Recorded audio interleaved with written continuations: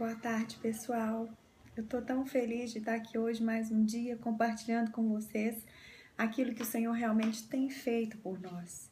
Sabe, eu tava ali pensando agora como é bom saber que nós não estamos sozinhos, saber que existe um Deus, sabe, muito mais poderoso do que nós pensamos ou imaginamos e que esse Deus cuida de nós, que a gente realmente pode habitar embaixo das asas dele seguro. Meu Deus, como é bom poder viver crendo naquilo que o Senhor realmente nos promete. E essa fé no seu coração, no meu coração, ela é aperfeiçoada pela leitura da palavra de Deus. Porque quanto mais você lê a palavra de Deus, mais você vai conhecer o autor e o consumador da sua fé, o autor e o consumador na vida de quem você está entregando as suas mãos. E você vai perceber que ele é fiel para completar a boa obra que ele começa na sua vida se você abrir o seu coração, tá bom? E hoje estamos aqui, que o Senhor nos abençoe, né? Como ele tem nos abençoado de uma maneira tão linda. E Atos 11, ontem terminamos de ver a respeito de Cornélio, como que o Senhor realmente abriu as portas da igreja para receber os gentios. E o Senhor realmente declara que quando nós estamos em Cristo Jesus, quando nós aceitamos Jesus Cristo como nosso único Senhor e Salvador, nós somos novas criaturas. Não existe, sabe, gente preta, branca, pobre ou rico, que mora aqui, que mora longe. Não existe, amados. Para Deus, nós todos somos um só para Ele. Deus não faz acepção de pessoas. Nós estamos buscando aqui um reino espiritual, sabe? É uma vida espiritual, onde o Senhor pode mesmo ressuscitar o espírito que você é, que existe dentro de você, passa a habitar dentro de você, quando você crê em Jesus Cristo como único Senhor e Salvador da sua vida. E esse Espírito Santo de Deus, ele passa a mudar as suas ações, o seu jeito de pensar, o seu jeito de falar, o seu jeito de agir, porque ele é fiel, ele te ama. E aqui, quando Pedro sai dali, depois daquela obra maravilhosa na casa de Cornélio, ele volta para Jerusalém. Quando ele chega lá, os cristãos ali da igreja já falam com ele: Pedro, como assim? Você entrou na casa de um gentio? Você não poderia ter feito isso. Veja bem, naquela época ali em Jerusalém, quem era o líder da igreja do Senhor Jesus não era mais Pedro. O líder da igreja ali naquela época era Tiago, irmão do Senhor Jesus Cristo, irmão mesmo, irmão carnal. Não o Tiago que morreu, que nós vamos ver aqui mais pra frente, que era um dos apóstolos, mas era o Tiago, irmão de Jesus Cristo. Ele que liderava a igreja do Senhor, que o Senhor ia acrescentando ali naquela época em Jerusalém. Mas a hora que Pedro é advertido por eles, Pedro começa a explicar e ele explica com detalhe o que aconteceu.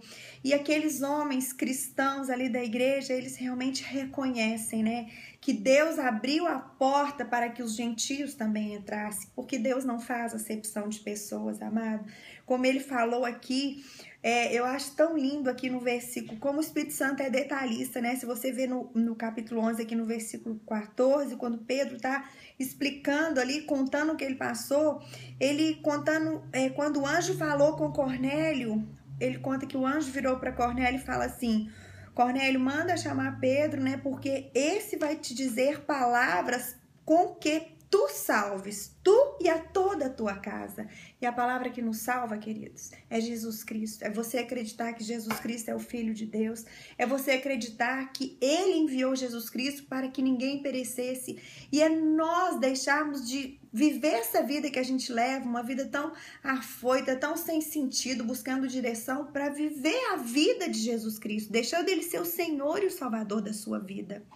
E aqui, logo depois que ele fala, no início a gente vê que eles estavam todos afoitos, né? Mas hora que Pedro explica, eles falam assim, que ouvindo a explicação ali de Pedro, eles já se apaziguavam, já se tranquilizavam e glorificavam a Deus, dizendo: na verdade, até aos gentios, Deus deu arrependimento para a vida. Amados, não importa quem seja, se você se arrepender, escolher viver uma nova vida com Jesus, entregando a sua vida para Ele, aceitando Ele como único Senhor e Salvador da sua vida, independente do que você já fez para trás, o Senhor Jesus tem uma promessa que a partir dali tudo vai ser novo na sua vida.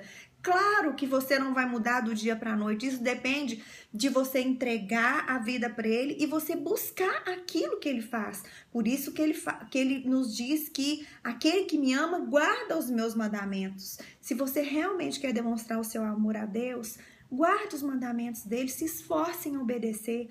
Ah, amados, eu tenho experimentado de uma maneira tão linda as bênçãos da obediência, sabe? Eu tenho ficado impressionada na minha vida de ver quanto Deus honra aqueles que o honram.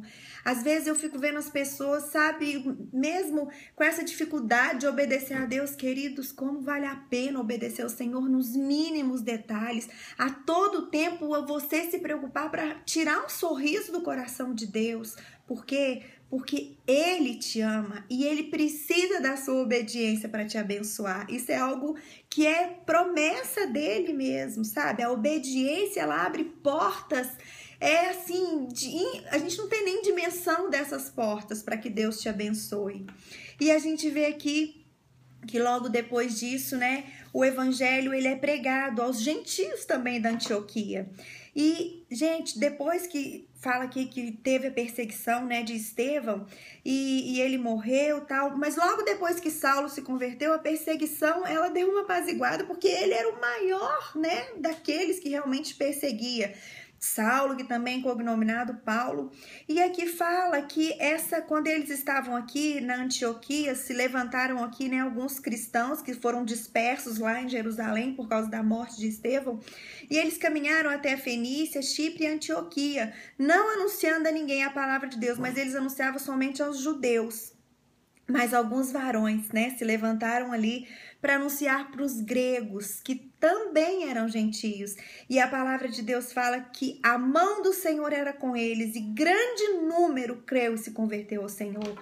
O importante numa obra, principalmente na obra de Deus, não é muitas vezes o que você vai fazer ou deixar de fazer, mas é a mão do Senhor estar com você, tá bom? E diante disso aqui, quando chegou a fama das coisas que estavam acontecendo ali na Antioquia, Barnabé se levanta e fala assim, olha, eu vou... Barnabé, gente, presta atenção, a Bíblia fala que ele era um homem assim... muito sério, um homem cheio do Espírito Santo de Deus, sabe? Um homem de bem. Eu acho tão tremendo que fala que quando ele viu que o evangelho estava crescendo, ele partiu para Tarso para buscar Paulo e para depois conduzi-lo a Antioquia. Para quê? Para ajudá-lo a ensinar a palavra de Deus.